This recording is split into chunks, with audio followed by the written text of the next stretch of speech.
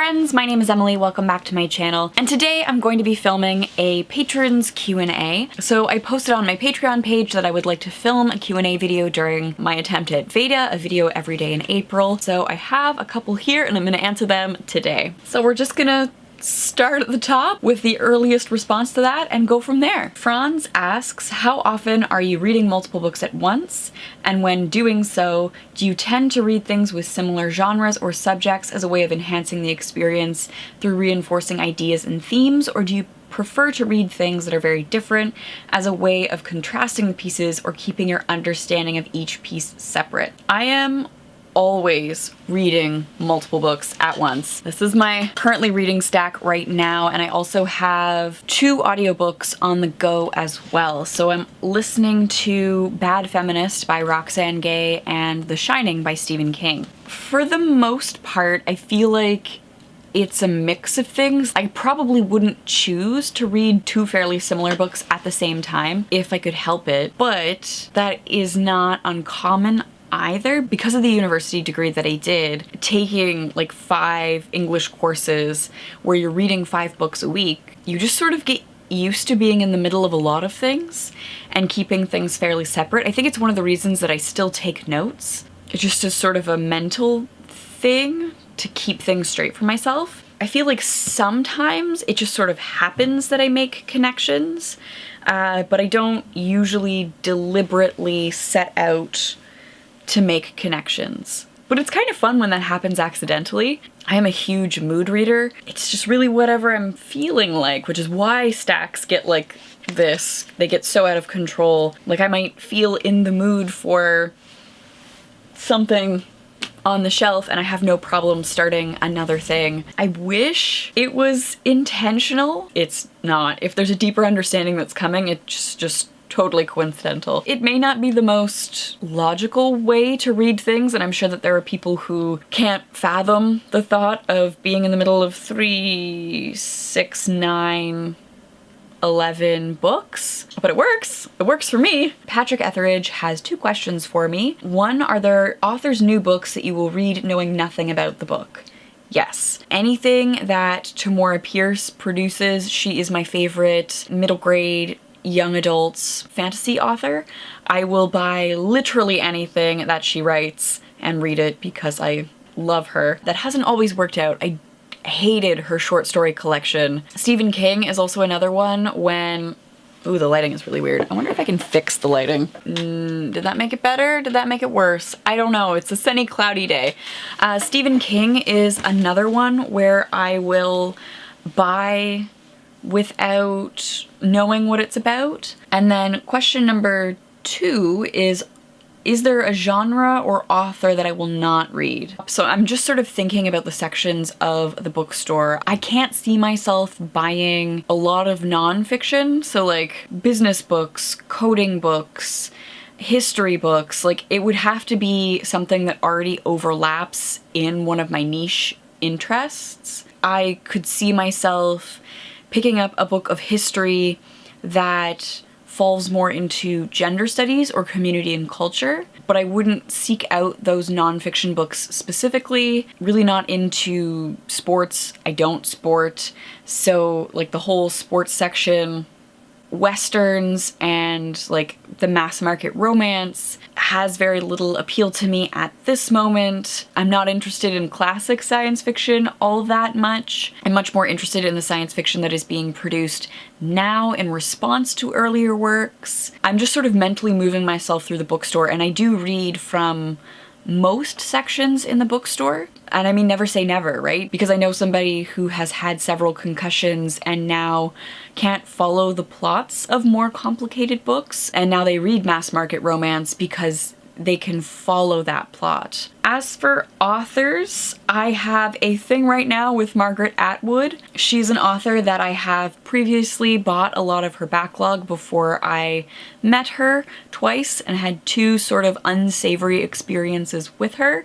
And so I love her writing, but I am not willing to read it at this point in time in my life. In general, there are a lot of, I feel like they're the dad books, those large crime series by like Clive Cussler, Tom Clancy, John Griffiths, Griffins.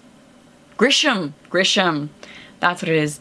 James Patterson, like those people who have those men who have like the large mass market man books about like a man doing manly things that usually involves crime. Those I'm not particularly interested in. There are certain authors that I can say that I will probably, again, at this point in time, never pick up. Nelson Fernandez asks, have you ever read a book from a Brazilian author? Let's see, I haven't taken any specific courses on Brazilian authors. Let's Google Brazilian authors. I'm looking at just like the big names that come up. I recognize some of these names from working in a bookstore. I can't say specifically at this moment that I have read a Brazilian author. So if you have any recommendations for Brazilian authors, feel free to leave those down below. That would be much appreciated.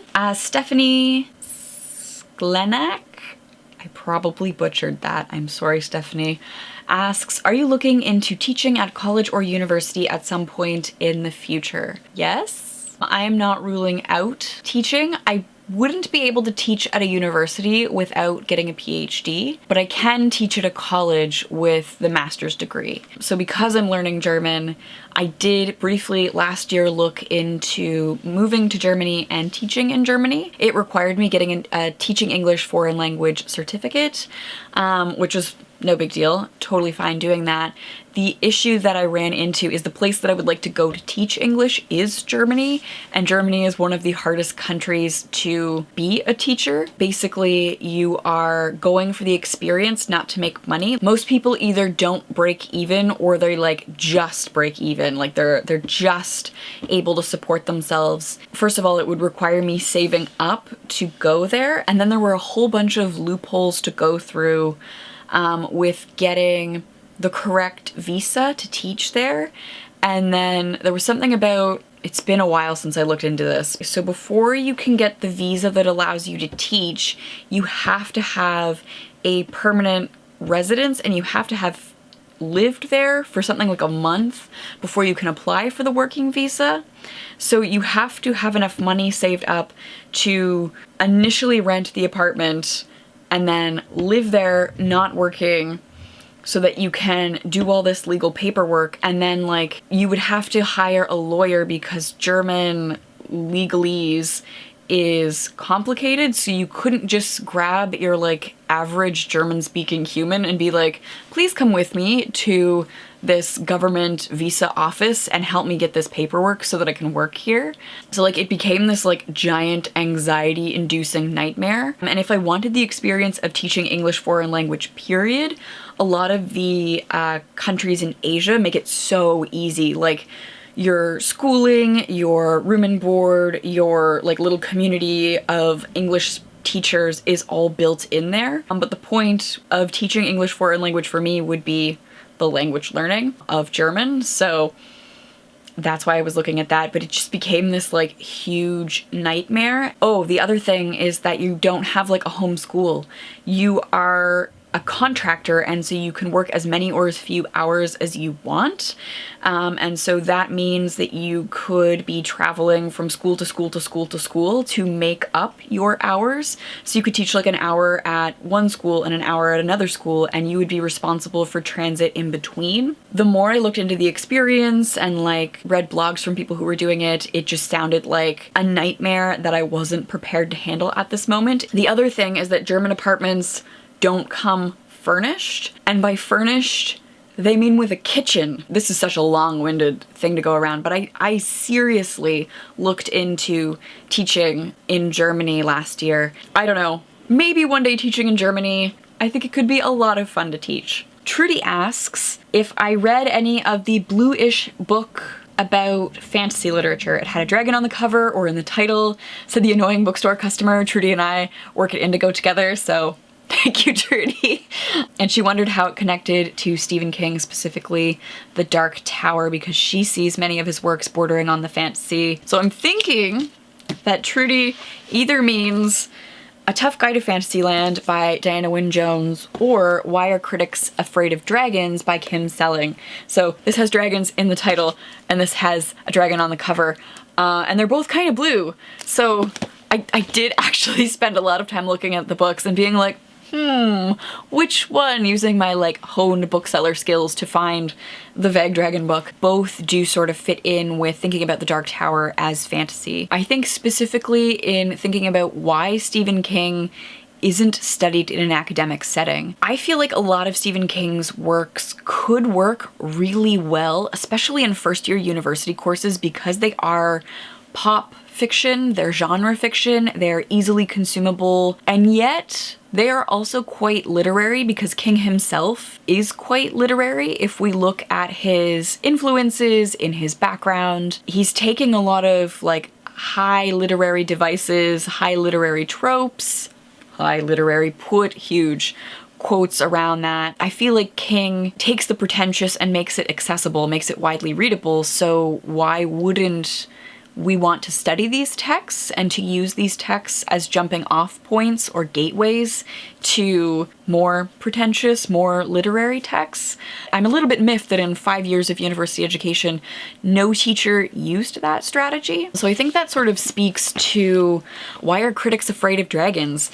Because they're not scholarly. I think the reason King and something like the Dark Tower series, which is really literary, is really meta, could be incredibly teachable and useful as a teachable text, is eliminated from even discussion purely based on the name and the categorization. So it's interesting to think about where King is placed by publishers in terms of marketability and how that affects how he is studied or not studied in the university. I haven't read this guy at all. It's basically making fun of all of the fantasy tropes, so potentially could dialogue really nicely with the Dark Tower series. So yeah, I don't know if that answers your question. Thank you patrons so much for leaving me some questions for today's video.